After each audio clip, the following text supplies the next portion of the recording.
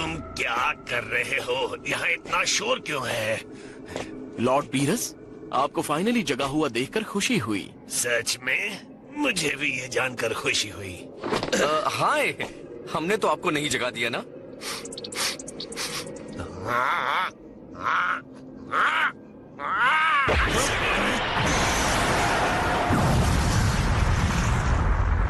ये क्या हुआ? आपकी एक चीख भी एक प्लेनेट को नष्ट कर सकती है। वीरस के आसपास कभी भी लापरवाही नहीं बरतनी